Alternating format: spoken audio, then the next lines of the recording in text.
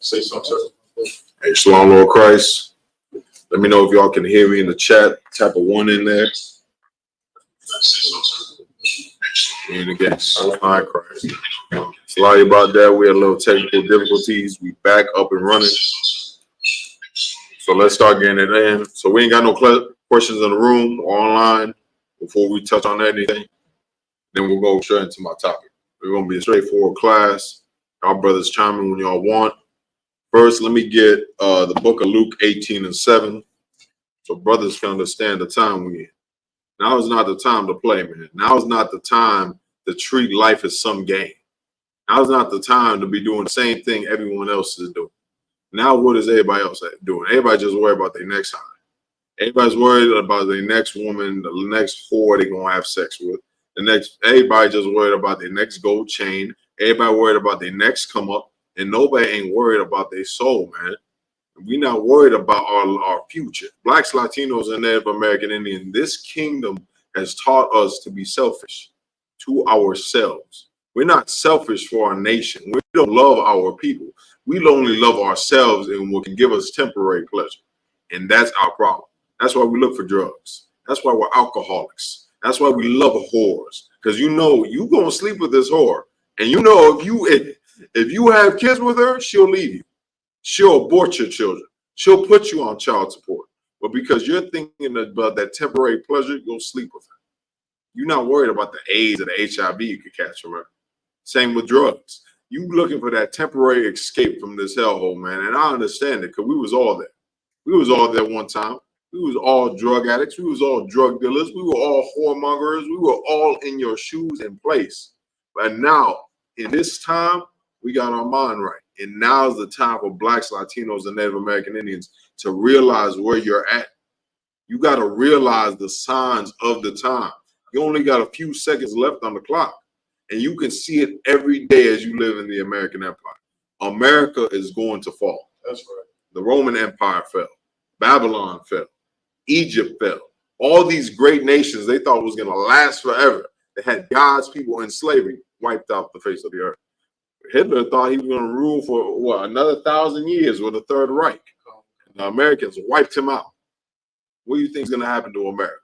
What do you think is going to happen to Russia, China, all these great empires that are seeking to fight your king? What do you think is going to happen to them? We all know the same, man. Your arm's too short to box with God. That's right. They're not going to be able to stand against the Most High. But blacks, Latinos, and Native American Indians, we got to treat life as that.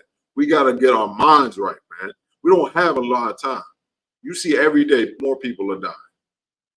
It's just the facts. More people are dying in the streets. More people are dying from viruses. More people are dying for the plagues and pestilences all across the world. And as you see, war is coming to America's doorstep. You can't take that as something slight.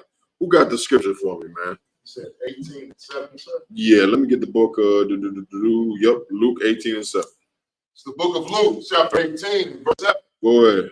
And shall God not avenge his own elect? And shall God what? Not avenge his own elect? What is it saying here? Shall God not avenge his own elect?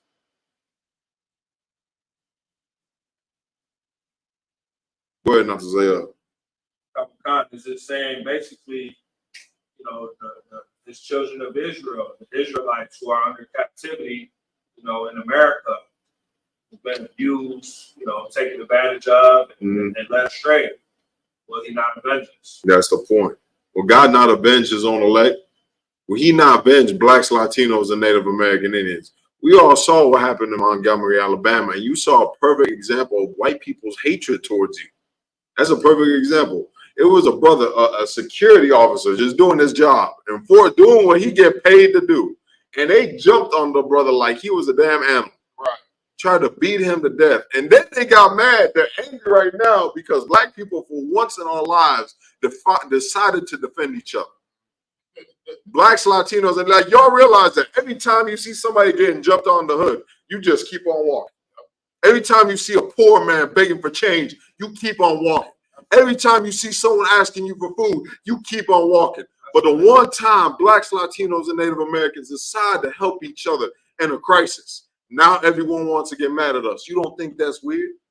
You don't think there's an issue there? Because they know that's brotherhood. They know niggas are starting to love each other once again. And once niggas start loving each other once again, then guess what happens? Niggas start to love Spics. They start to love the savages.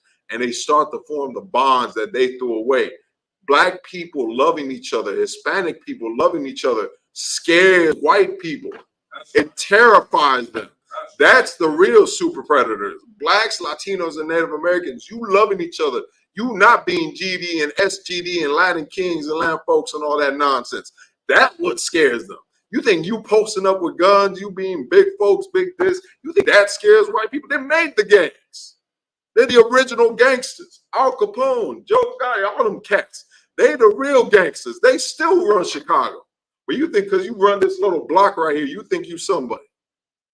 That's what you don't realize. Blacks, Latinos, and Native American Indians, us coming together, that's what scares them. You want to know why? Because it's biblical prophecy. Right. It's in Zephaniah 2:1. Gather yourselves together, O nation not desired. Isn't that all throughout the Bible? We have to come together. That Israel shall unite. And God's saying right here, he shall avenge his own elect, man. Keep reading, whoever got it. God, which cry day and night which unto what? him. Which what? Which cry day and night. Blacks, Latinos, and Native American Indians. Haven't we cried day and night? We cried day and night since the time of the slave ships, since the time of the Native American Indians on the Trail of Tears. Why do you think it was called the Trail of Tears? Because they was crying the entire way. Like, what are we talking about here? You think those babies sitting in the illegal immigration centers, you think they aren't crying? You think they aren't pleading with God to get them out of there? Right. You think all the innocent black and Hispanic men locked in the prison system aren't praying to God to get them out of there? Right. Well, guess what? You pray to white Jesus, he ain't never gonna let you out. White Jesus will put you in there.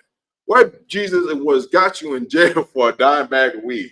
I'm telling you right now, that's why you wore the cross around your neck. That's why you was praying to him every time you got a chance. And now look where he's at. Blacks, Latinos, and Native American Indians, you got to turn back to your God, your power, the power of blacks, Latinos, and Native American Indians, which is the God of the Bible. There is no other God beside it. The true God, the one biblical God, the God of Israel. Blacks, Latinos, and Native American Indians, we have to come to the realization that one, we're family. And two, we are the Israelites of history. Right. Why don't we know that? We don't know our history. There's so much division amongst us in the streets. How will we ever know we're family? You know what I'm saying? And this is the life we live here in America. Is there any more on that, Mayan?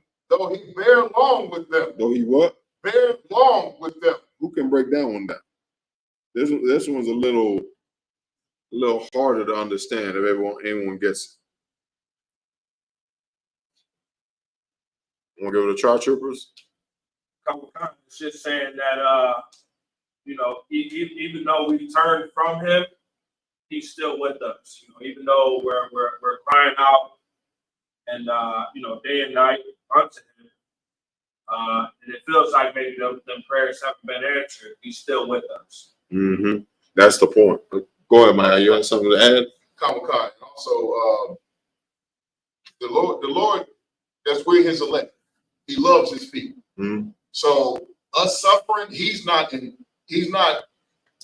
he's bearing the suffering with us.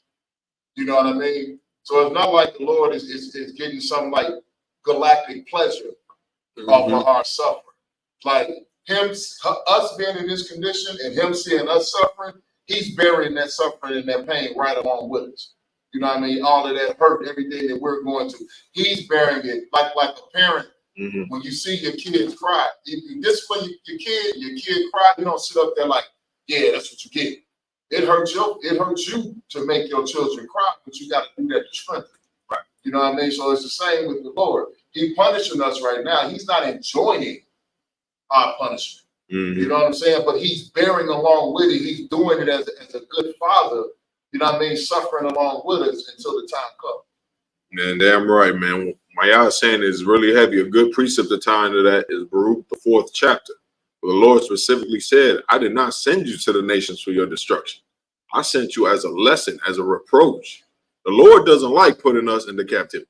It's like any parent with a child. We all got, a lot of us got children in here. You think you like seeing your child in the corner and telling them not to do this and not to do that, and you got to take this away and that away, or you got to discipline them. It makes you don't want to. You tell your kids that I don't want to have to do this, man, but you made me do this. How many times y'all tell y'all kids this? Look, bro, you think I like doing this? You think I like doing this to you? You think I like having to sit up here and argue with you? You got to go all day to your damn slavery, deal with your life over there, then come home and your kid's acting out of order, deal with him. He talking back to his mother. Now she coming at you saying you don't do nothing about it. Now you got to sit there and talk with him and make sure it's loud enough for her to hear. So she knows that you're doing your job. Right. Like, this is what we don't realize. The Lord is the same way. The Lord is our Father, man. But here's the difference. Some of y'all fold when them tears be crying. I know some of y'all be like, you know what, man? I know the punishment said about 2 weeks, but you know what, bro? You can have your Xbox back. Right. I know some of y'all be folded, man. The Lord isn't going to fold. The Lord isn't going to fold until we get right. The Lord is a just Father, and because of that, he wants to see us just. He doesn't want to see us live like Americans. He wants us to live like he wants us to live like the sons of the power, Israelites, Yasha, Allah in the Hebrew. We got to turn back from our ways that we live nowadays here in America. We're not supposed to live like Puerto Ricans or Mexicans or African Americans, the names that they labeled us. We're supposed to live like the lost 12 tribes of Israel prior to us being lost. That's right. We got to return to our identity. Every nation has their culture, has their identity, has their rules and laws, except Black people, except Hispanic people, Native American people. We're so lost, we're joining ourselves to other cultures. Why is the Wu-Tang Clan out there in China somewhere with the Buddhist monks? Right. Them niggas from Harlem. You know, them cats from New York, what are they doing out there with the Shaolin monks? Over there talking about something.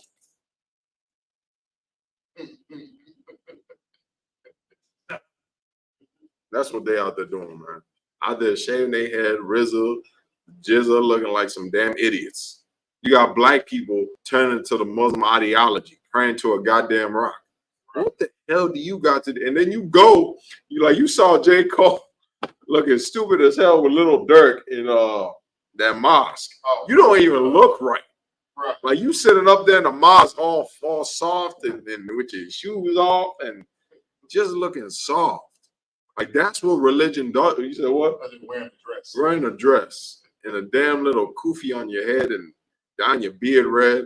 I want to know why they dye their beard red. It's so weird. Like y'all know that's gay, right? It just looks off. But they're gonna look at us and call us Power Rangers and everything. At least my stuff looks fly. You know what I'm saying? But y'all look good. We look like Power Rangers, but we look like we got some masculinity in us. The rest of y'all, man, I don't know what to tell y'all, man. These religions make Black and Hispanic men and Native American men, they make you soft. They make you effeminate. They break your spirit down, man. Blacks, Latinos, and Native American Indians, we got to return onto the Holy Spirit. There's a way we're supposed to live. There's an identity we have to reclaim. And we're not going to be able to do it until we start to realize brotherhood. We have to put brotherhood in full effect. Brother, what the scripture say? The law hinges on two things. What are those two things? Not you. The law hinges on two things. When they ask Christ, they say, what are the two most powerful? Well, I'm paraphrasing. What are the two most valuable commandments? I see you was on, man. Go ahead, brother. I see you, man. You know it. Like I want, first thing is basically fear the Lord. Fear the Lord. Right. And the second one is love your brother with all your. Love your brother what? Like you love your brother like you love yourself. Yep. Like you love yourself. Damn right. Get on my hands, man. You telling me the second most greatest commandment is that a Black, Hispanic, and Native American man should love their brother like they love themselves? Can you imagine if we knew that? They tell you that in church all day, but yet the BDs and the GDs are still killing each other. You want to know why? Because they didn't know that verse was meant for them. They didn't know that verse was meant for the Latin kings and the Latin folks. You know what I'm saying? Imagine if we knew that. Imagine how much death could have been prevented. Right. Imagine how many wars could have been stopped. Blacks, Latinos, and Native American Indians, we lost countless family members to these streets. Lost countless family members to these drugs. And to this day, family members are still killing each other over beef from years ago. Ain't that what them cats from old block always talking about? Oh, God. And they about to what? Tear old block down. They bought all the old block. They about to shut it all down, tear it down, and build something over. And where they gonna be at now? Homeless in the streets. But we're so worried about warring with each other. We're so worried about not loving one another and loving other nations and their culture. We so worried about, like, you know how many cats came out and saying what they did at Montgomery, Alabama was wrong? Like, self-defense is wrong now. Y'all just want them to get beat on, huh? The brother was just supposed to sit there and be like, I'll turn the other cheek. He was just supposed to put MLK on Jesse Jackson and be like, you know what? You don't know what you're doing, and I forgive you. I love you for doing this to me. Please keep beating me. Like, you want him to do some dominatrix crap. Right. Like, that's what you all like. Yes, go ahead, master. Like, we not that. What they did, they put on they put on a spirit of righteousness when not even known. And that's the spirit that being brought back into the earth thanks to the Isupk. No others, no high Christ, man. Give it up. Give it up for the Isupk, because that spirit can't be found nowhere else. You want to know why? Because the Muslims have been around since what, 60s? Oh, God. And what's it been looking like? Nothing. You know what I mean? The Catholic Church, Christian Church, they've been around for years. Brown Berets, Black Panthers, all this great militancy, and we're marching and we're doing all that. And still what? Nothing has changed. But now you're starting to see our people are starting to love each other once again. You're starting to see Blacks, Latinos, and Native American Indians are starting to revolutionize themselves. They're starting to move. They're starting to see there is something wrong.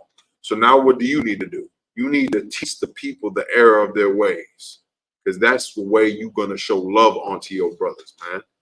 That's another one. Let's get some precepts about brotherhood. Let's get every beast loveth his own. Someone hold that one for me if you could. Let's also get what else though. He that laid down his life for his brothers. Was that my Luke? Luke. And what's that one? I'm thinking for the one in the Apocrypha about the race wars. I'll pull that one. It should be in 2nd Ezra, I believe 15. No, don't let me lie to you. Hold on. Because this is what we're going to realize. What you're also seeing, what you saw that day, is biblical prophecy coming to light as well. We want to know why? Because race wars are about to break loose. You think what you saw during the George Floyd riots with them beating our cops and them beating white people in the street with something, that's going to happen again, but 10 times worse. You're going to see the Ku Klux Klan riding up and down the ghettos of Chicago. I'm telling you, it's happening now. Except you can't tell it's them. You want to know why? Because they're wearing a CPD badge. And one day they're going to take that badge off and they're going to put the robes back on and patrol the streets as they want to. And then what are you going to do, black man? What are you going to do, Hispanic man, when the same ones you trying to call to save you are the ones trying to hunt you down? Correct. What are you going to do? You don't have an answer for that. What are you going to do when the supermarkets are empty? What are you going to do when you can't get a clean drink of water and your baby's crying in the corner? The Christian church doesn't prepare you for that. The Muslim mosque doesn't prepare you for that. But the Isupk since 1969, we've been teaching you that this day is coming. They made fun of us when we were saying in the 90s that Russia and Iran are going to go to war with America. You want to know why? Because that's when the Kremlin Wall came down. I'm sorry, the Berlin Wall came down. And the Soviets and America was best buddies. And they was looking at us like, these niggas crazy. They talking about this is going to be a third world war. And Russia and Iran are going to become allies. And Russia's going to go back into the Middle East. Like, they looking at us like, these cats are insane. Don't you know that just happened? Don't you know they just came out of the Middle East? Don't you know they're now allies? Don't you know whatever his name, the one with the weird birthmark that shook hands with Reagan? Gorbachev. Gorbachev, whatever, the Russian. The Russian and Ronald Reagan shook hands together as a peace deal. They was looking at us like we were insane. And now look at it. Russia and China got warships off the coast of Alaska. Like, and people are treating it like it's nothing. You worried about Kiki Palmer. Right. You over here singing about Megan Thee Stallion and saying that how she got justice. Like, their sisters clapping that a black man got put in jail for 10 years. Now, let's all be real. They're both at fault for that nonsense. They both need mental and spiritual help. They both sick in the head. But to gratulate that a black man is going to jail for 10 years, like, think about it. You think Tory Lanez, if he was a white rapper, he was a white vocalist, if he was Ed Sheeran, do you think he'd be getting 10 years for shooting Megan Thee Stallion in the foot? Let's say he shot her to death. He wouldn't be getting no 10 years. Like, are you serious right now? But because it's another black man and they're able to throw away the key at him, they'll do it. You get what I'm saying? Blacks, Latinos, and Native American Indians, now is a time more than ever that we must learn to love each other.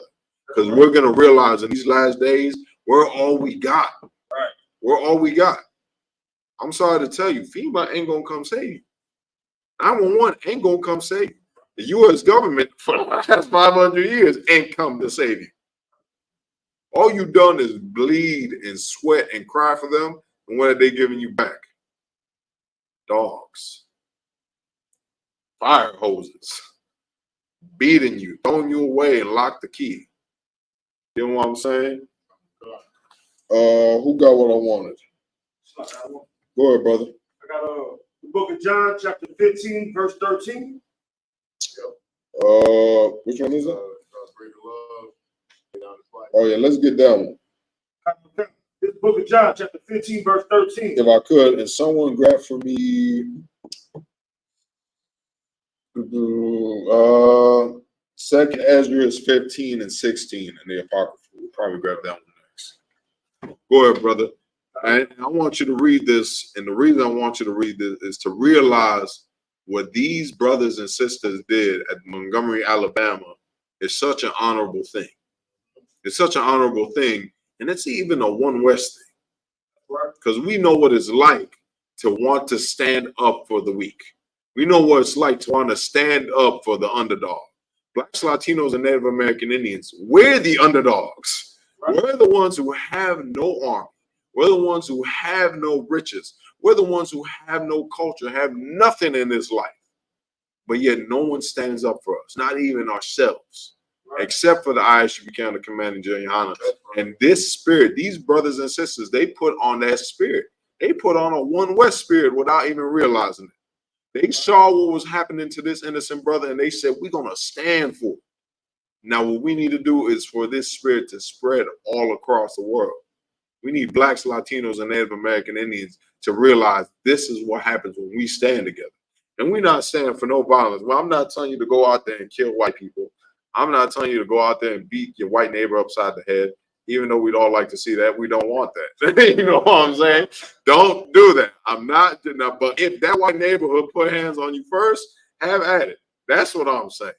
If I come in the room and I see somebody putting hands on others, like up, you best believe I'm swinging. Ain't no one-on-ones on here. I'm sorry to tell you. We jumping you. We jumping you. But y'all gonna come out the cut with the chair, and it's gonna be a wrap. You're gonna come in like Steve Austin. I don't know what to tell you. We Hebrew Academy certified. You should just be lucky we let you live. But go ahead, brother. Read that scripture if you could.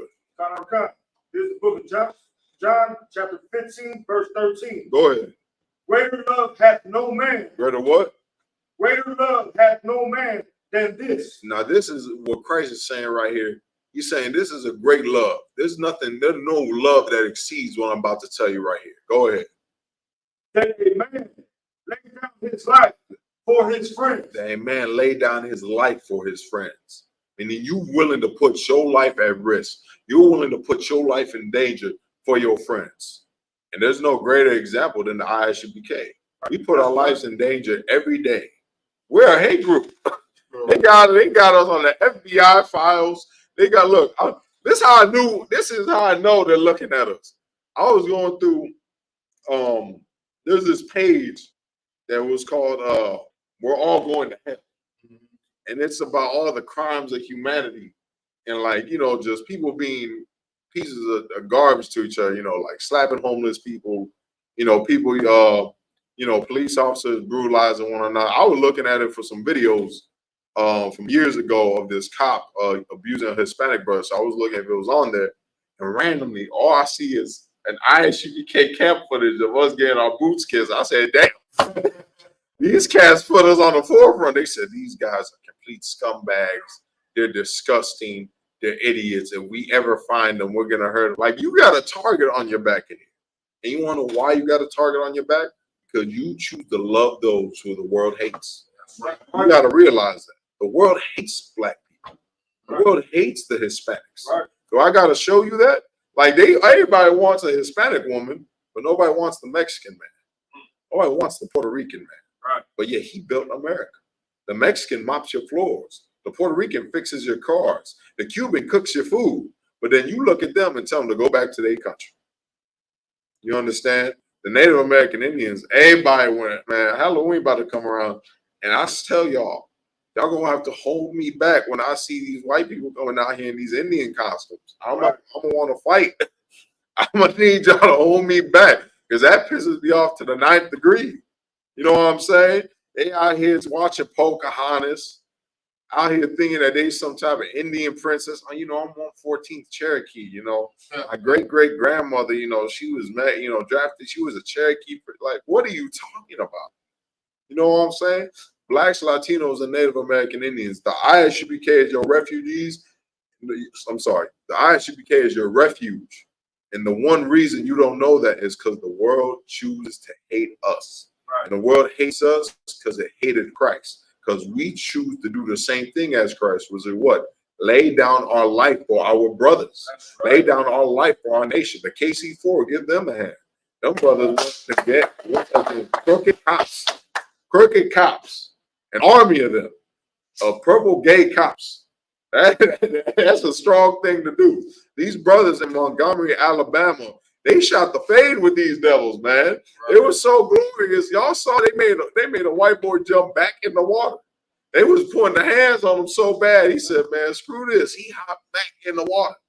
You know what I'm saying? Because and someone give me, it just reminded me of a story. Someone give me where Moses killed the Egyptian. Give me where Moses killed the Egyptian. I'm okay for right now, brother, for what? Where Moses killed the Egyptian. because that's a perfect example of what happened there. The brothers saw what was going on. That brother swam from across of, what was he on the other pier, or was he on a boat? He was on a boat. He was on a boat, hopped off the boat, swam there. Now, like, I don't mean to get tribal here, but if anyone that knows anything, we all know black people don't like to swim. Like, that's just a majority vote. A lot of black people that don't like to swim, they ain't get down jiggy with it. But this brother jumped off the boat, swam across to the ridgeline, and shot the fade with these devils, man. And then went and got more brothers. They walked up to the boat where these cats went and hid like cowards.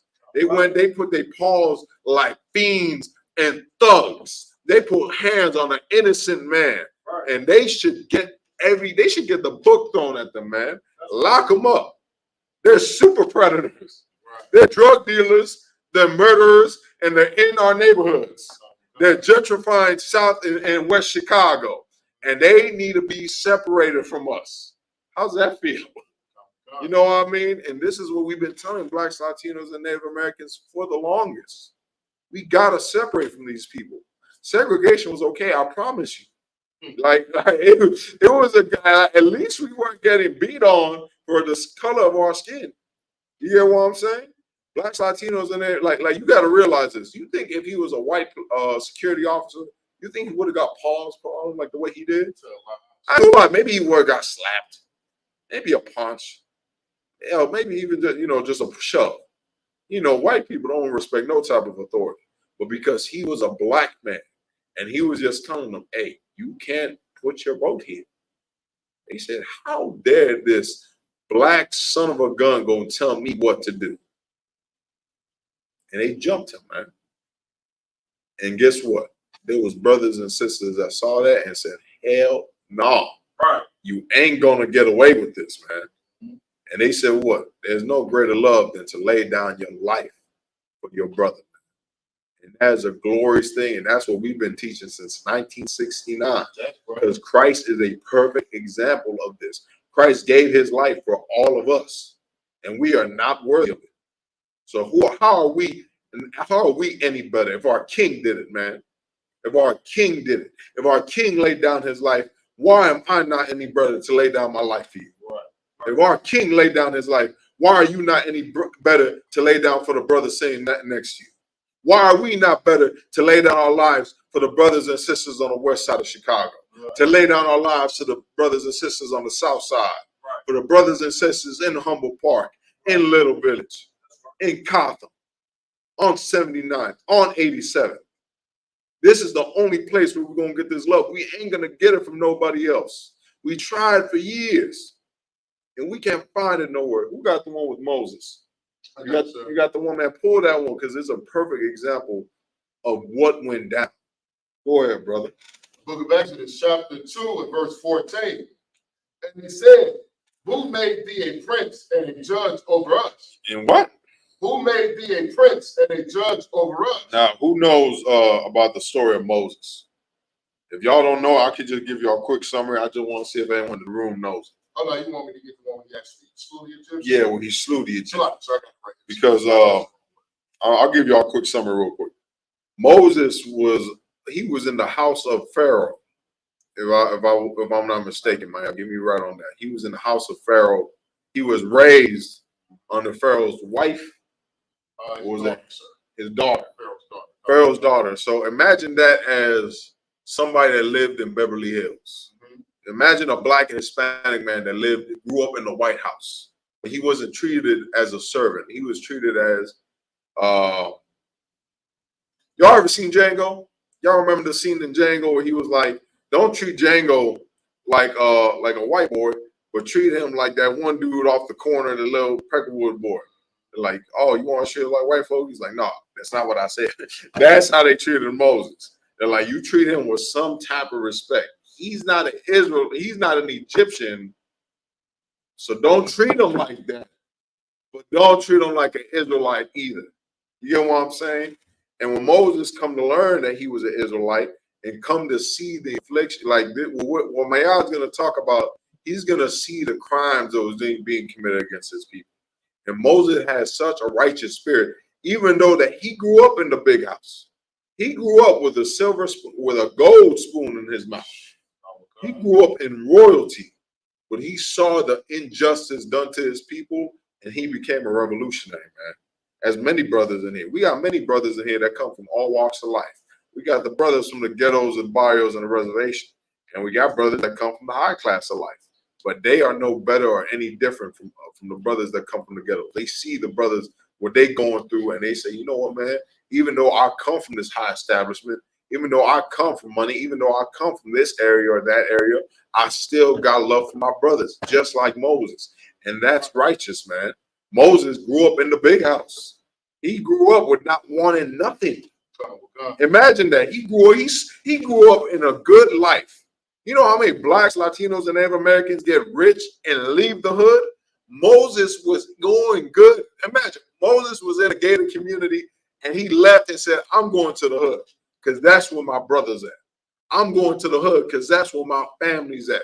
I'm going out there to help the hood. That's what Moses did. Right. And you're going to see why. Read if you could, my eye. Book of Exodus, chapter 2 and verse 11. And it came to pass in those days when Moses was grown. So when Moses was grown, meaning when he was a grown man around the age of the 20s, you know, he's grown into a man. I believe he was made something in Egypt, they gave him some type of office. I can't recall, but it goes into it more. Go ahead. That he went out unto his brother. So he went out to his brother, meaning he went out to see the Israelites. Because you got to remember, during the time of Egypt and slavery, the Israelites had their own quarters. They weren't allowed to dwell amongst the Egyptians. Sound familiar? You're not allowed to go to the white neighborhoods. You go out there to Aurora, you go out there to Plainsfield, Joliet, they calling the police on you. They're calling the cops on you ASAP. Hey boy, you from around here? You need to get it from around here. You know, they're gonna call more officers over here, and we're gonna can't be out here just chilling out here. It's the same with Moses. It was during the same time, during the time of Egypt. The Israelites weren't allowed to live where the Egyptians lived. They had to live in these small little crappy homes that they had in Egypt just for the Israelites. So Moses went out to his brother. Go ahead. And looked on their burdens. And he looked at them. He said, man, look at what they're doing to my people. Like, you got to realize they put drugs in the ghettos in Egypt, just like they put drugs in Black and Hispanic neighborhoods. They gave them liquor to liquor them up, to have them drunk off their asses when they building these pyramids and to forget their oppression. Just like they give you liquor stores on every corner in Black and Latino neighborhoods. You think that's ironic? You think that's just a coincidence? America was built after Egypt. America was built after Rome. America was built after Greece. We got a sign that we got a camp sign about it. Slavery in Egypt, slavery in America. It's the same thing. Why do you think that is? Who knows why? Why is America built after all these fallen kingdoms? Not you. Go ahead, Azam. Sloppy. Because you had the Israelites who were in Egypt, and then with modern day Babylon, which is the United States and stuff, you still got Israelites over here. So it's basically the same captivity, different areas. Damn right, brother. Damn right. That's an excellent answer. Who could give me more? How do I put it? What's the history behind it? Who know who built America? Maybe that'll help you out. Who built America and built it in the image of Babylon and Egypt? This is kind of an educated question, so let's see. Go ahead. No.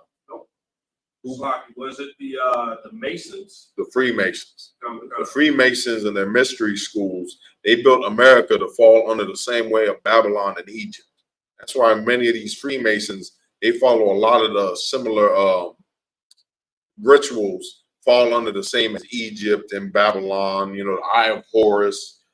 Give me some else, man. The eagle from Babylon, they carried that over. The pyramids. That Washington Monument is Monoliths. it's a penis. The obelisk. It's an obelisk. It's supposed to be giant rod. it's a giant rod of Pharaoh. You can't make this up, man. These cats are perverted. You know what I'm saying? And y'all want to sit here and look at us like we the bad guys. Like y'all hate us because we choose to love Black and Latino people, but you ain't mad at America for pointing up a statue of a penis. Okay. Go ahead, not to say, you have something to say? I was going to say the Freemasons definitely worship, I think it was Ra, Yeah. and the sun god. They worship Ra, Baal, Moloch. They worship all these different gods. And the same way America was, Egypt, Babylon, Rome, Greece was built, they built America in the image of those great nations, or what they viewed as great nations. And a large part going into that is all these nations had Blacks, Latinos, and Native Americans, the Israelites, in captivity. Right. So they look at them and they say, man, they did so good. Why don't we just do it again? Right. You know what I'm saying? So they built, and a lot of it is to pay homage to their gods. That's why they go around Chicago and what? They got a ton of Roman artifacts here. A lot of replicas of Roman statues. Why do you think that is? Because they know their history. They know they're the ancient Romans. They know they're the ancient Greeks. That's why Christ said when he comes back, even those that pierced him will see him come. That's right. Those that are in power now, they're going to see Christ come. You want to know why? Because they were the ones who sold him out back then. They were the ones who stabbed him in his side back then and slaughtered him. You got something to say, Mike? You're dropping it so heavy, sir, because in Philadelphia and Chicago, they got two pieces of art. Philly got the original. Chicago has the gigantic replica of it. But it's a piece of so-called art called the Gates of Hell. Like if you, I think I've seen it. when you're over at the end of the Midway where they had like Bantu Fest and all that, if you go to the end, it's a big fountain. The gold one, right? That big gold Yeah. fountain. And that's a replica. That's supposed to be the Gates of Hell. You think you can pull it up? Keep going. And then in Philadelphia, it's an art museum in Philly. And me and my boys actually, well, we went over there, long story short, went over there, you know, explored the museum. Right. And we came outside, they have the original artwork. It's a giant metal, like stone, like look like them old school doors. Yeah. And it's called the Gates of Hell, and it's so finely detailed that you can see the suffering on the faces of the people and on the little statues and the demons and everything that they got on there. Right. You can see in detail their eyes, their faces, everything. You know what I mean? And it's supposed to depict what the Gates of Hell look like. See, I'm gonna see if I can. And that was it was a Roman artifact, right? Or I believe so, sir. I believe so. It's like the detail on it is mind-boggling. you even go, I believe, is one. I think in that same park they got one of the Romans generals. I think it was Pompey. They got a statue of Pompey in the Midway Palace's Park. But the point of the story is America is built after Rome, Egypt, and Greece because they seen the way they put the Israelites in slavery, and they want that same thing for America. They want the same exact, they want Rome to rise again. That's why Hitler called it the Third Reich, because the First Reich was Rome. I believe, Rome. The Second Reich was, I believe, the Germans or the Vikings, whatever you call them, the Germanic people. They really wasn't them. It's a whole nother branch of history I'm not going to go into. And then his Third Reich would have been the Aryan race and all that nonsense. Right. Go ahead, Azan, you had something to say? So I want also, I don't know if this fits into what we were just talking about, but in Denver, Colorado, the airport has a whole bunch of demonic things inside the airport. Like Right. They have something called the Blue Mustang, Yeah. and basically it's a Kalakwali known as Lucifer Yep. or something like that. Yep. I don't really know too much about it, but I know they got like some nice stuff in the Denver, Colorado airport or something like that. Right. They all do that because that's who the oppressor really worships. He don't worship God. He don't love, he knows he got in his money in God we trust. There's many gods across this earth, brother. There are many powers. But we, as Blacks, Latinos, and Native Americans, we serve the most high power. The same way the Lord got a chosen people, Satan got a chosen people too. And he's using the oppressor to run as his chosen people. And he's running blacks, Latinos, and Native Americans into the ground. That's why we have to come to our realization and leave all these satanic religions alone. Christianity is satanic. Right. Satanic. Or being part of Islam is satanic. Right. Jehovah Witness, satanic. Give me another one. Buddhism, satanic. Anything that goes against the laws of the Most High in Christ is satanic. Straight like that. Continue reading if you could, brother, if you don't mind. God. And he spied an Egyptian.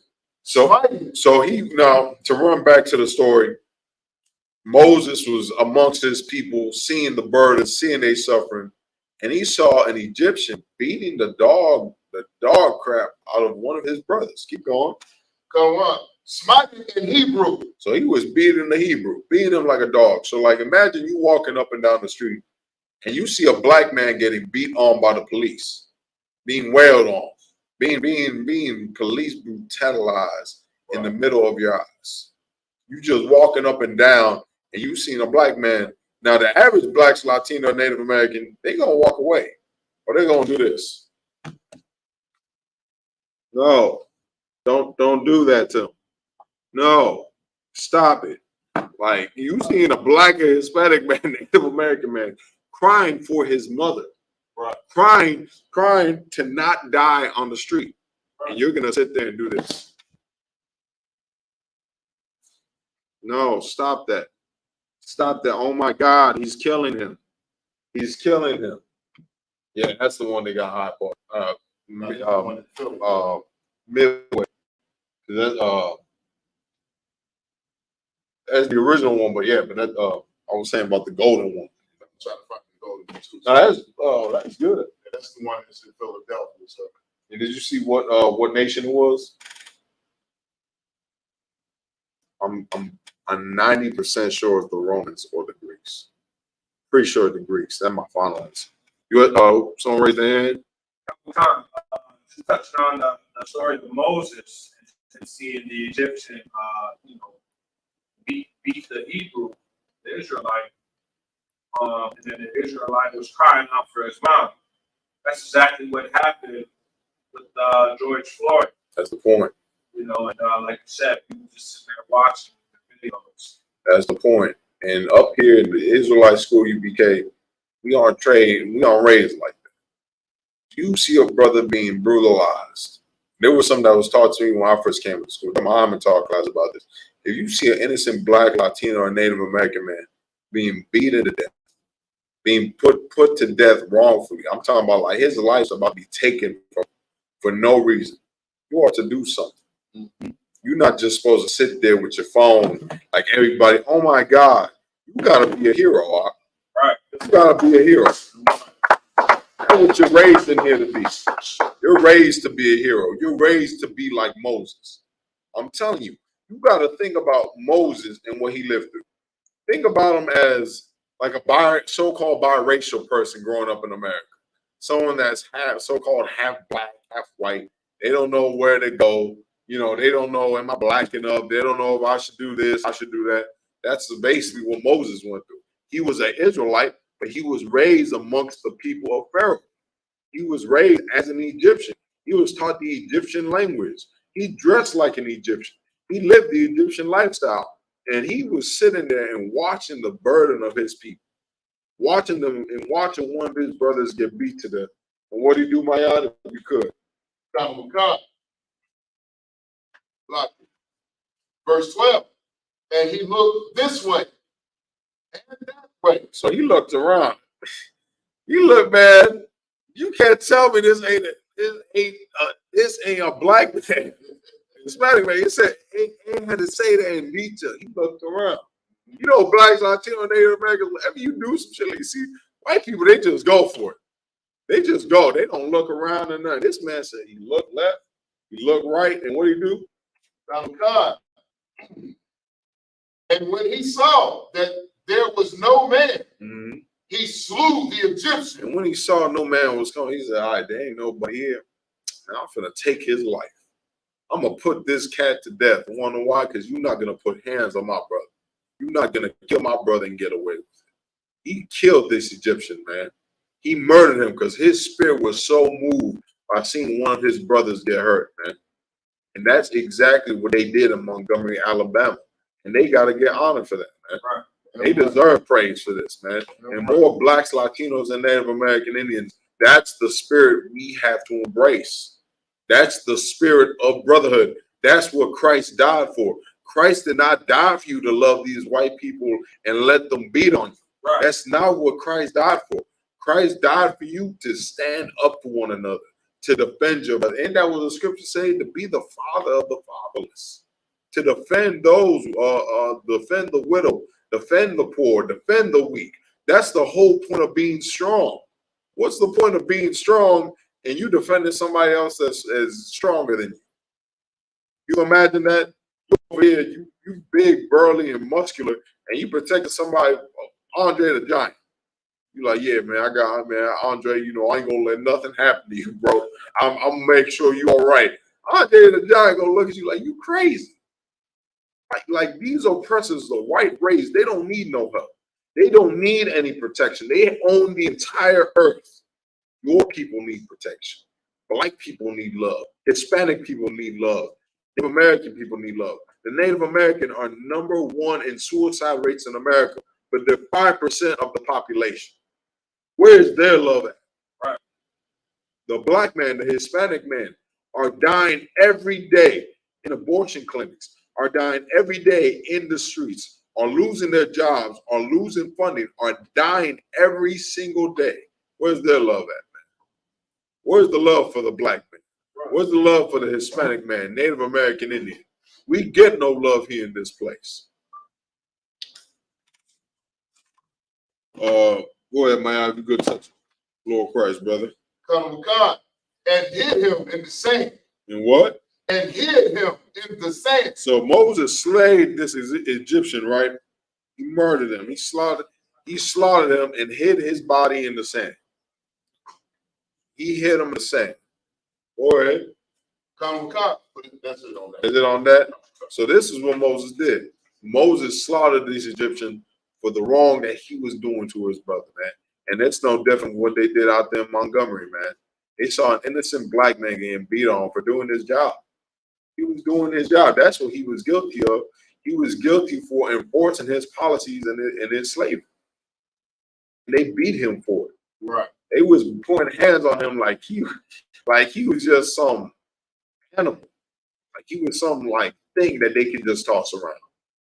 And black people, we put on a spirit on us, Blacks, Latinos, and Native Americans. That's the spirit we need to embrace. That's a spirit of brotherhood. Because for how many years have we sat there and just watched that we get beat on? Right. Like you see a black or Hispanic man get jumped in the hood, you just walk past. You just like, damn, that's rough. And keep it pushing. You know what I'm saying? You see them getting brutalized by a police officer, and your first instinct is to whip out your phone. I'm actually ashamed of the people that whipped out their phone. Why ain't you jump in? Right. Y'all should have jumped in. They should have been 30. You see how many black people were up there? All up on the balcony, all up on the ridgeway. Y'all should have jumped in. When y'all saw the cops trying to come and arrest dude, y'all should have distracted them or something, blocked entryways or something. Gave them a warning. Hey, the police coming, something. You know what I'm saying? And like I said, we're not justifying any violence. We're not condemning any violence to anybody. But we're standing for personal defense of our people and ourselves, man. Right. Blacks, Latinos, and Native American Indians. It's time for us. Like what you got to realize, what this is a display of love. That's right. It's a display of love. Those Blacks, Latinos, and Native Americans that stood up for that brother, they displayed true love, like Azan just read. There's no greater love than to lay down your life for your brother. Those cats could have easily got hurt. They could have easily got hands put on them just as bad. One of them devils could have pulled out AR-15 from his boat. You don't know. He could have pulled out a 45 Colt. Go ahead, Ron. What's the Henry Dollars you bringing out on that topic right there? It was from the very beginning. You saw those people attack that brother. Mm-hmm. And they passed the first lick. Then 2 or 3 more jumped on him. They actually attacked him, started to fight.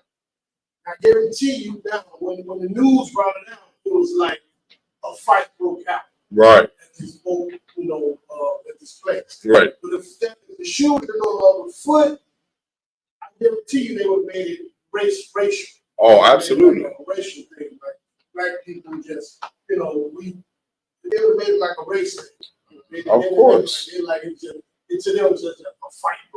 Oh, look, this would have been the article if it would have been the opposite way around. 5, 6, 7 thugs beat on an innocent family man as he was instructing them not to, as he was doing his job.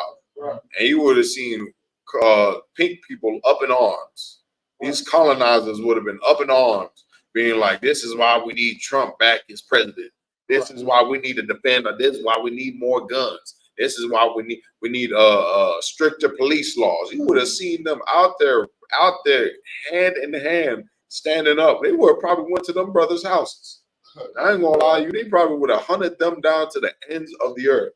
But because it's black people doing it, because black people decided to defend themselves and stand up for themselves, now it's what they wasn't need to do. They were out of line for that. A lot of news outlets are, man, yeah, it was just a complete one of them said, I think it was CNN, it was just complete brutality, and it was unjustified. It was just like, why didn't they call the police? Like, are you serious?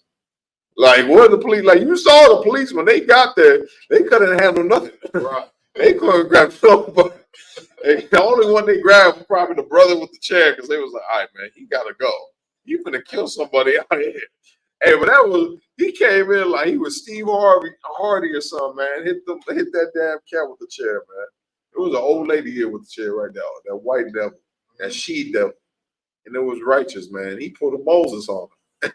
He put a Moses. And that's the love we need to have for one another. Not only when it comes to fights, but when it comes to everything else. We need to have enough love for black people to not sleep with our brothers' wives. We need to have enough love for each other to not sell drugs to one another. We need to have enough love for each other where we don't steal and rob for each other. Right. And through that, only then can we start to heal ourselves. And that's why we need to give honor to these brothers, because we need this spirit, this love to be replicated across the earth. It's not weak to love another black man, but there's a way to do it that makes it masculine. What they did, that's what masculine. That was hardcore. That's the way the Lord wants you to love your brother. He doesn't want you to be all feminine in the church and hugging your neighbor and kissing them on the cheek and being gay, or being in the Greek fraternities and slapping each other in the rear. That's not what Christ died for. Christ died for blacks, Latinos, and Native American men to protect each other, man. Right. And that's what we're doing every day in the Israelite School of UPK. We protect one another. We protect those that have no one else to protect themselves. And with that, let's get 2nd Ezra 15 and 17. We're going to give like 2 more scriptures and we'll wrap it up. So let's get 2nd Ezra 15 and 17. And somebody hold for me Luke 10 and 24.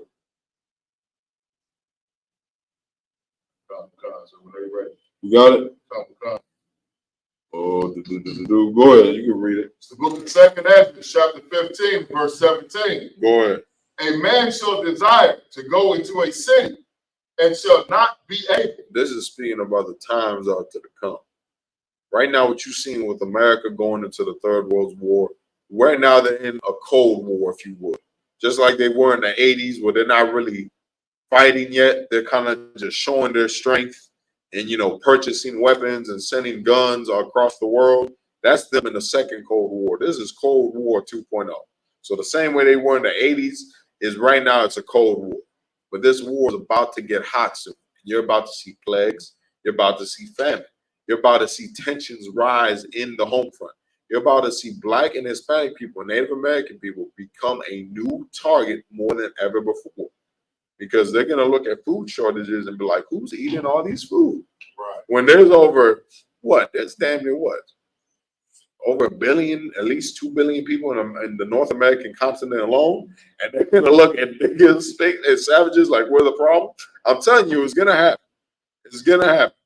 When they run out of toilet tissue again, they're gonna blame black people. I'm letting you know right now.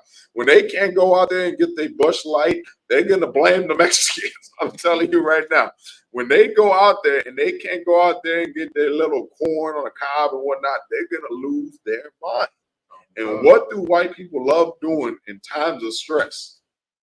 Who want to give me the answer? When they're going through something, what's their favorite pastime event? It's not football. I'm gonna let you know right now. Go ahead, man. It's like, sir, lynching niggas. Lynching them. Come on now. The Zoot Suit riots, perfect example. They was going through a whole world war. And at the time when we supposed to be unified and stand together as a nation undivided, they went out there in the streets and killed the Mexicans. They said, you know what? We're going to take it out on you. Like a redheaded stepchild, just beating us all the time. When they went to war in World War I, and we came back and they was in the Great Depression, they was hanging innocent black men in their military uniforms. In the 1960s, when the Cold War was brewing, guess what? They over there trying to fight the Soviets, doing all type of espionage and 007 stuff. And on the home front, they were doing what? Lynching black people, shipping off Mexicans into detention centers. And they're doing the same thing now. Right now, it's starting with the tribes. You see it right now with the Hispanics, the Haitians. They got them locked at the border with no food, being molested, having to urinate on themselves like they're on a damn slave ship, separating them from their families. Like, you all can't see what's going on here. There's going to be a day where you're forced to cleave to one another. There's going to be a day when you realize all you have is that black man standing next to you together. And you're not going to care if he's a Blackstone. You're not going to care if he's a BD. You're not going to care if he's BD. You're going to stand with him either way. That's right. Go ahead, bro. Verse 18. For because of their pride, the city shall be troubled. The what? The city shall be troubled. Go ahead. The houses shall be destroyed, and men shall be afraid. Who wants to break this one down? Who want to break down this verse in particular? It's going into what I just said.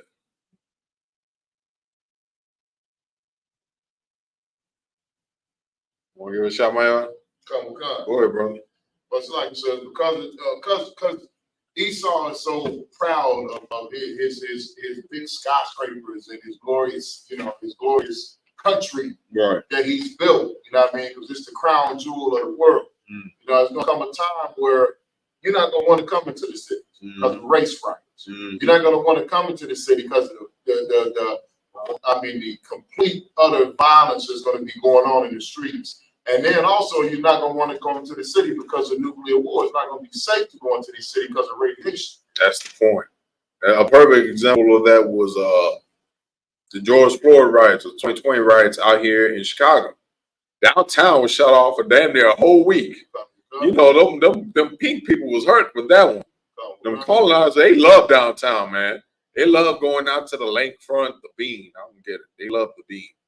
They love touching the bean and taking pictures next to the bean. Look at the bean. They love and they're not even tourists. They live near the city, but they always sit there and just, love going to the little plazas and enjoying it. It's their kingdom. They get to enjoy it. You go to downtown, you're like, all right, this cool, I guess. There's water, that's cool, right. I guess. There's the Gucci store, cool, I guess. You know what I'm saying? They go out there having the times of their lives. Go look at them. Go look at heathens when you see them in the downtown metropolises of your city. They having a great time. You see a black or Hispanic there, they just there kicking it. They're like, yeah, bro, we went downtown, kind of cool. They there having the time of their lives. They're like, oh my God. It's the Willis Tower. It's the bean. You know what I'm saying? And they were hurt when they weren't able to go to downtown. You want to know why? Because downtown was a war zone. They was burning cop cars. They was beating police officers, dragging them out their cop cars. They were shooting people. They was burning down buildings in downtown. Now imagine that every major metropolis. Imagine it looking like Mad Max everywhere you go. Imagine it looking like the Book of Eli. And those are great examples. Y'all see those movies.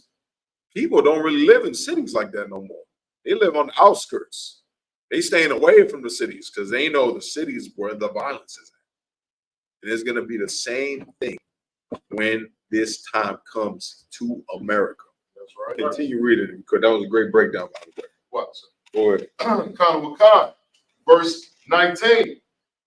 A man shall have no pity upon his neighbor. Now, the neighbor that everybody love to say, man, oh man, you know, the Bible said love your neighbor. Well, my neighbor's white. Should I love him? Just stupidity, man. It's your nonsense. Well, guess what? That white neighbor in that day ain't gonna have no pity for you when he runs out of canned food. Right. When he runs out of food in his refrigerator, he's gonna come knocking at you with the purge. Great example.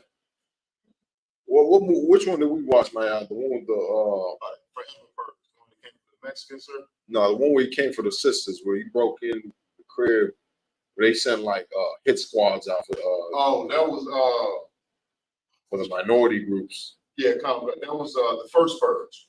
The first purge. Y'all should go watch that, man. That's what they're gonna be doing when they struggling with food and finances. They're gonna be sending hit squads to Black and Latino households. And what are you gonna do in that day? What are you gonna do when Billy Bob that you see every day on the corner that be jogging up and down your neighborhood has been gentrifying it to all hell? And he comes to your house with AR-15 and a red dot pointed at your head. Right. What are you going to do? What are you going to do? That's what we don't realize. That day is coming where that man shall have no pity among his neighbor. People you thought were your best friends are going to turn on you. People you thought family members are going to turn on you. Because people you never seen people react when they're hungry, when they're starving. Imagine when people miss a meal. You've seen people what they do for money. Now imagine when they're starving. You know what I'm saying? Imagine you got cats out here that's broke and you see what they wanted to do. Carjacking old ladies, killing innocent people, jacking jewels. You know what I'm saying? Robbing, looting stores. Now imagine when they can't get another meal. When they can't go to Jewel Oscar. When they can't go to Food for Less. What do you think they're going to be willing to do? Keep going. Oh, my bad. Go ahead, man. What you bringing up there? I was just watching this show. Remember the old video game Twisted Metal? Yeah. Where they got a TV show now. Mm. And I was watching it, and there was a scene in there. One of the characters, they remember when the world first started to end, before it got all Mad Max for them, right? And he's a cop. So he was in his house, everything going crazy. His neighbor came over, she pregnant. And she like, oh, it's crazy out here. I need your help. We need to borrow such and such from you. He's like, okay, no problem. He turned his back. As soon as he turned his back, she upped the hammer on him. Dang. Then the husband came in the house, stole all his guns, Dang. and then beat him in the back and knocked him out. You know what I mean? Gun butted him with the shotgun, and they robbed him blind. Dang. And that's what's going to happen. That's what's going to happen. Those days are coming. The end of this empire is coming. And this is what we got to realize. Blacks, Latinos, and Native Americans, all we're going to have at each other. And we don't have an organized system to protect us. I'm going to tell you right now, the Not Effing Around Coalition is not going to be around. They're not going to save you. I'm letting you know right now, the Black Panthers are not going to save you. Right. They may be like a little faction off the little corner of the speckle, but the only thing that'll stand the test of time is the priesthood, because it's forever, man. Since the time of Melchizedek, since the time of Christ, since the time of David, they've been trying to exterminate us for years, and this priesthood has stood forever, man. And it's gonna keep standing till we reign with Christ. That's right. And it's gonna be the only thing. The Israelite school of UPK, you better recognize. Right. Go ahead, Officer Ron. What you bring out is so heavy. I got a question. And at that time, when you get to that point, I wonder what the pastors in Christian churches or the mosques and Muslims are going to do. Man, they're gonna take all that little money they got. They think it's gonna do something instead. Take all that little money they got and try to run. I'm gonna let you know, some of y'all pastors are gonna die.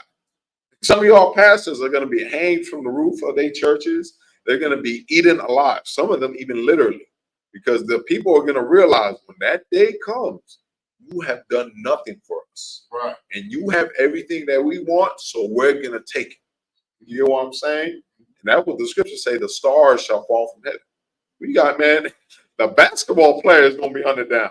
Right. Ain't nobody gonna be talking about I want to be like Mike. They're gonna be looking for Mike. Right. They're gonna be wanting his crib. They're gonna be wanting his food. You know what I mean? All these rappers, you think they being hunted down now for their chains? Imagine when they the only ones with clean drinking water. Mm. Imagine that. When a bottle of water goes to $100, you think you gonna be able to afford it? They gonna be the only ones to afford it. So what you think gonna happen to them? What's up, man? Run that. Right. Run that. Give me that. I want that. Man, shut up. Boom. You know what I'm saying? It's gonna be a whole different world, a whole different atmosphere. Like the year, so like some of y'all that were alive during the year 2K, or hell, even what happened around 2020, you could just feel the tension in the air. People were freaking. They bought up all the toilet paper. You know what I mean? People could have wiped their butts for like 6 months. You know what I mean? People was buying what are them called, fondues and things that wipe your butt with water. Oh yeah. I forget. I know what you're talking about, sir. They water butt cleaners. They got that. People bought baby wipes. People were doing all types of nonsense just to keep their butt clean. Now imagine what you're gonna do when you can't get food. Like this is things you don't think about. You wanna know why? Because you only worried about getting out. Right. You only worried about the American political. You think America gonna run for it. I'm just gonna let you know. I'm gonna shatter your dreams. You only worried about your next paycheck. You're only worried about surviving. You're not worried about living. You're not worried about actually living. You only want to survive. We teach you how to live. The Isupk, it don't matter if you're rich or poor, you are dead if you're not in here. You are not living life. I don't care if you out there flying $1 million jets. That's not living because your soul is dead. Right. I don't care if you out here the biggest dope dealer with all the rings on your fingers, all $1,000 chains all up on your neck. I don't care. You're not living. You're dead. You're dead and you don't even realize it. If I could, brother, I appreciate it. Go ahead, continue with the scripture. A man shall have no pity upon his neighbor. And what? A man shall have no pity upon his neighbor. And a man, what?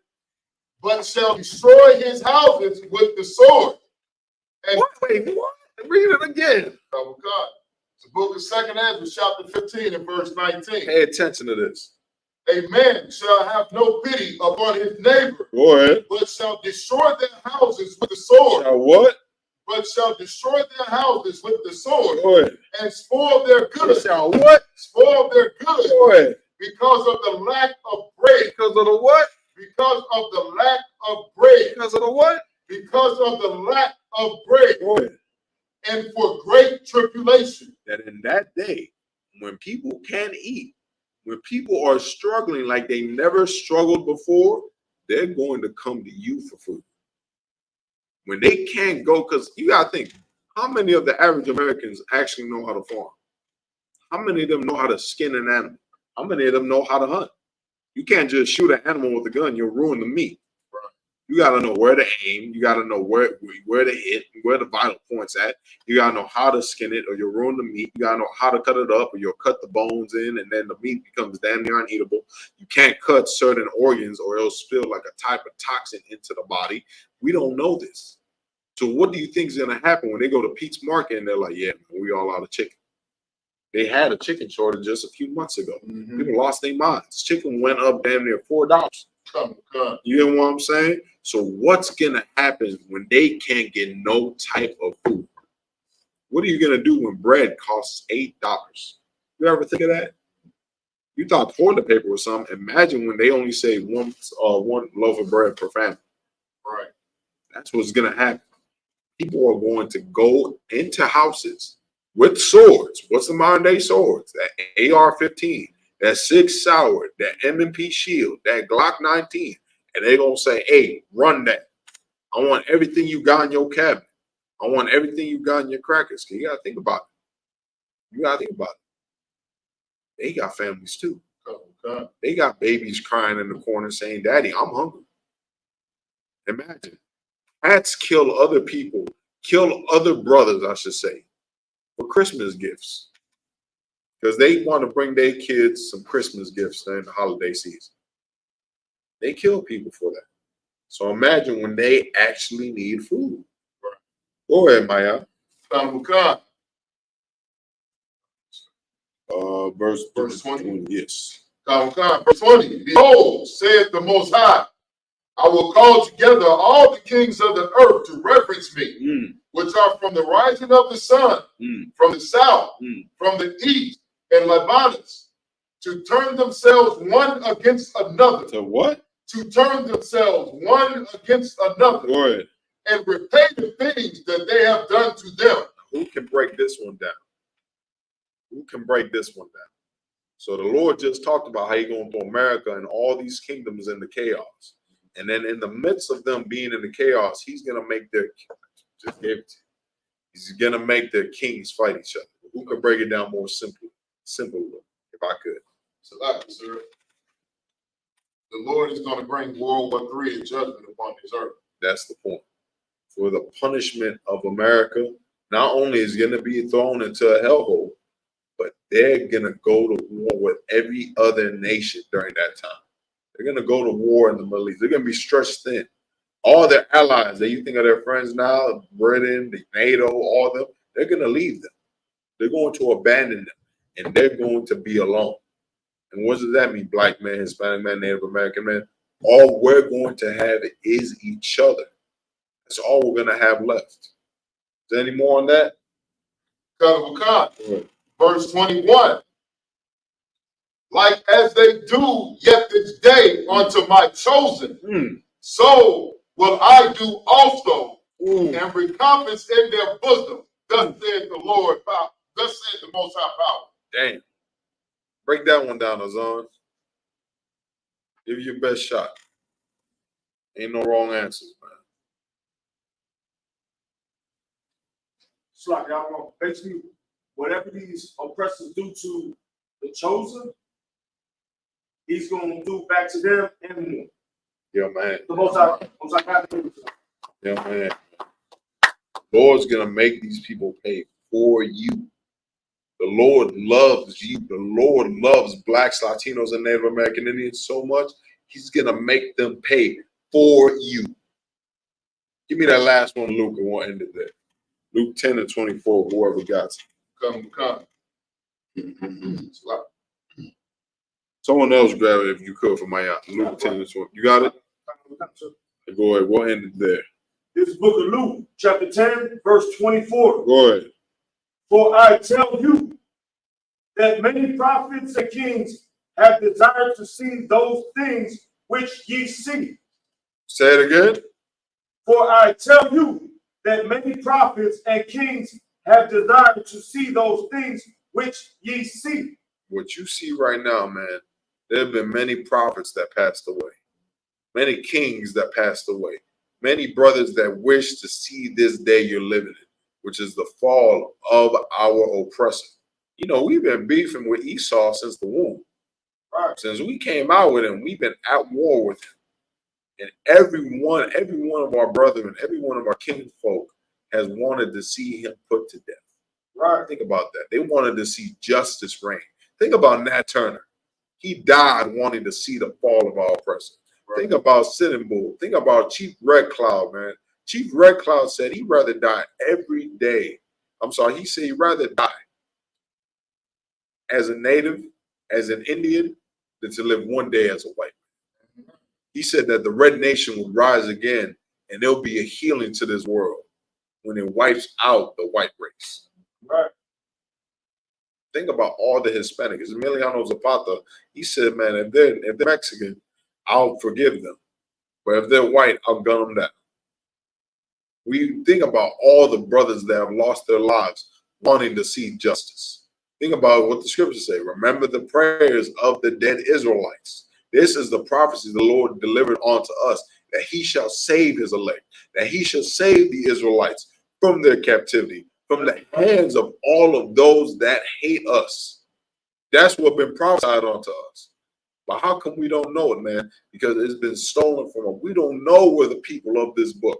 We think that a little Jewish man out there in Hollywood and New York, they're the ones of this book. We think they're the ones that got this promise delivered to them. But it's us. Black people starving in the ghettos, the Native Americans on the reservations, the Hispanics in the barrios. Your promise is the promise of Christ coming to save you, coming to save us, man. And you should be happy now that you see this day. How many prophets have died wishing to see this day? Now it's time for us to work just as hard for them. We have to put in our brick for them. We have to do it for the ones that aren't here. We have to do it for our brothers that passed away. Officer Sarad, man, that brother passed away a year ago, brother out there in Louisiana. We ain't forgot about him. We still out here doing the work for him. And we're going to carry the banner right alongside for him. Officer Makatazar, man, he passed away. And we're going to keep doing this work for him. Head Priest Arya, he passed away. And we're going to keep doing this work for him because all those brothers wanted to see the fall of this nation, man. And us as Blacks, Latinos, and Native American Indians, we're going to see it through. We're going to see it through in the Israelite School of UPK under command of General Yohana. And the way we're going to make this nation fall is by loving each other once again as Christ prescribed according to the Bible. Through teaching true brotherhood. Brotherhood will bring the destruction and fall of this kingdom, man. Any more on that is on? Go ahead, brother. And have not seen them, and to hear those things which ye hear. And what? And to hear those things which ye hear. What you hear in these classes, man. You know how many brothers wish they had a chance to hear this? This is like winning the lottery here. You know how many people walk by the campsite and they hear, but they don't hear. They don't have the ears to hear. They don't have the eyes to see. You speak to them, it's like you speaking like Charlie Brown's parents from Charlie Brown. They're like, what? Why do I care about the Bible? Now, I've got money. Why do I care about the Bible? Is it going to get me laid? Is it going to get my rod sucked? That's what they thinking. Why do I care about this? But you, the brother that saw it, you got the eyes to see. You got the ears to hear. And you said, this is what I've been looking for my entire life. This is what I needed. This is what will make me not be alone. This will not make me have fear. This will make me have this life that I need. Right. Y'all feel that. I know because I felt that. And that's what we're here for, to find those brothers that feel that same way. We got the ears to hear. And now it's our job to find the rest of our brothers that got the ears to hear. Right. Any more on that, brother? Go ahead. And to hear those things which ye hear and have not heard them. And what? And have not heard them. And we haven't heard them. Back in the day, back in the times of old, we ain't heard them. The prophets of back then heard them. The prophets before us, kings and the prophets, Isaiah, Jeremiah, they prophesied the downfall of these nations. Right. But we're seeing it through.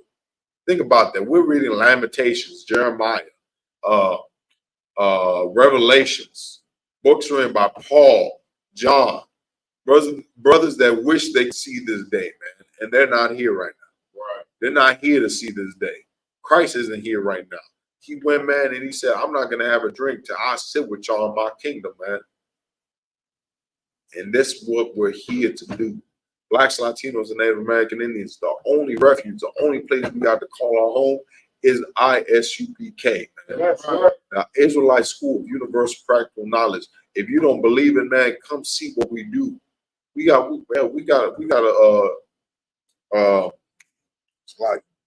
school supplies giveaway, man. Back to school. Back to school, man. You know your kids need it, man. Don't be out here acting stubborn because we the prophets of God and you want to act all prideful, man. We're doing this for our people. Blacks, Latinos, and Native Americans. Make sure Saturday, August 19th, you out there on Madison and Pulaski to get yourself some back to school things for your children. You know they need it. And we know they need it. That's why we're doing it for them, man. Right. Blacks, Latinos, and Native American Indians, we are here to serve you as Christ prescribed in the Bible and to show you the love that is appointed to you according to the Bible. With that, we are the ISUPK under commanding General Yohana. I'm going to pass the class to Priest and Officer Aron.